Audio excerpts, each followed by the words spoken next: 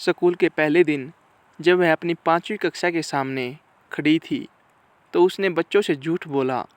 अधिकांश शिक्षकों की तरह उसने अपने छात्रों की ओर देखा और कहा कि वह उन सभी से समान रूप से प्यार करती है।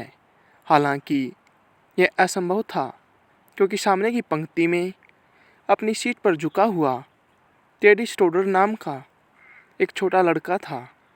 श्रीमती थॉम्सन ने पिछले साल टेडी को देखा था और पाया था कि वह दूसरे बच्चों के साथ ठीक से नहीं खेलता था।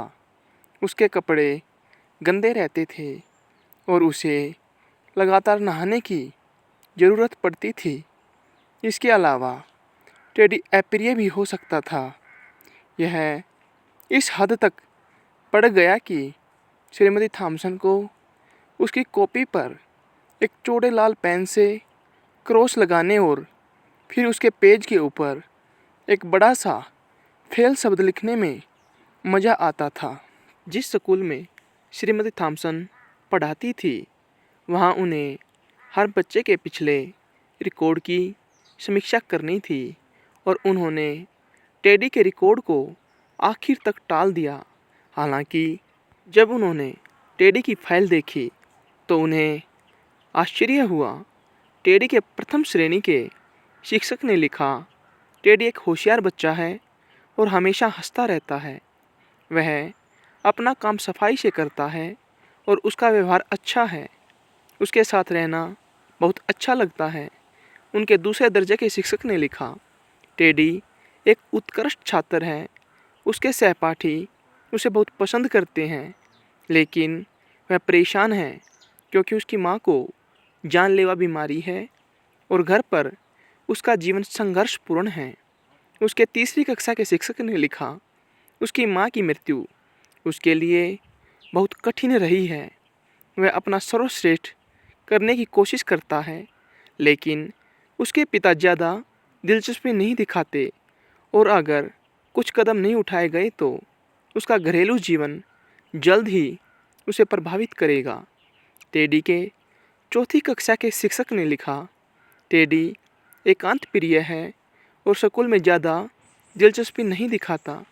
उसके ज़्यादा दोस्त नहीं हैं और वह कभी कभी कक्षा में ही सो जाता है।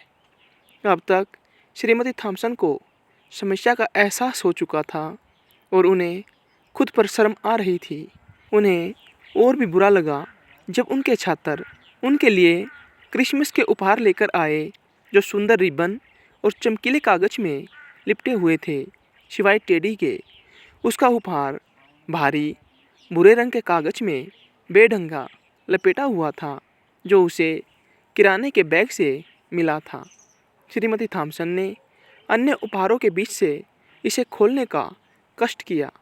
कुछ बच्चे तब हंसने लगे जब उन्हें एक स्फटिक कंगन मिला जिससे कुछ पत्थर गायब थे और एक बोतल जो 1/4 इत्र से भरी थी। लेकिन उन्होंने बच्चों की हंसी को दबा दिया जब उन्होंने कहा कि कंगन कितना सुंदर है। उसे पहना और अपनी कलाई पर कुछ इत्र लगाया। टेडी स्टोडर उस दिन स्कूल के बाद बस इतना ही कहने के लिए रुके, श्रीमती थॉम्सन, आज आपकी खुशबू बिल्कुल वैसी ही थी जैसी मेरी माँ की होती थी। बच्चों के चले जाने के बाद वह कम से कम 1 घंटे तक रोती रही। उसी दिन उसने पढ़ना, लिखना और अंकगणित पढ़ाना छोड़ दिया। इसके बजाय उसने बच्चों को पढ़ना शुरू कर दिया। श्रीमती थॉम्सन ने टेडी पर विशेष ध्यान दिया। जैसे जैसे वह उसके साथ काम करती, उसका दिमाग जीवंत होता जाता। जितना अधिक वह उसे प्रोत्साहित करती, उतनी तेज़ी से वह प्रतिक्रिया करता। वर्ष के अंत तक टेडी कक्षा में सबसे होशियार बच्चों में से एक बन गया था।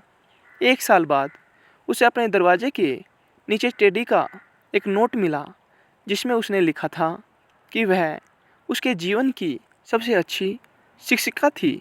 6 साल बीत जाने के बाद उसे टेडी का एक और नोट मिला। उसमें लिखा था कि उसने हाई स्कूल की पढ़ाई पूरी कर ली है। वह अपनी कक्षा में तीसरे स्थान पर है और वह अभी भी उसके जीवन की सबसे अच्छी शिक्षिका है। उसके 4 साल बाद उसे एक और पत्र मिला, जिसमें लिखा था कि उसने स्नातक की परीक्षा पास कर ली है, लेकिन कुछ समय पहले उसके पिताजी का देहांत हो गया है। हालांकि कई बार हालात मुश्किल रहे, लेकिन पढ़ाई जारी है। वह अभी भी उसके पूरे जीवन में सबसे अच्छी और पसंदीदा शिक्षिका है। 6 साल बाद उसे एक और पत्र मिला, जिसमें लिखा था कि उसे एक लड़की पसंद है और वह उससे शादी करने जा रहा है। इसलिए वह चाहता है कि मिसेस थॉम्पसन, आप मेरी माँ की जगह लेकर शादी की रस्म पूरी करें। श्रीमती थॉम्पसन ने ऐसा ही किया। उसने वही ब्रेसलेट पहना जो टेडी ने गिफ्ट के रूप में उसे दिया था, जिसके कई स्फटिक गायब थे। इसके अलावा उसने यह सुनिश्चित किया कि वह वही परफ्यूम लगाए जो टेडी को उसकी माँ की याद दिलाता है।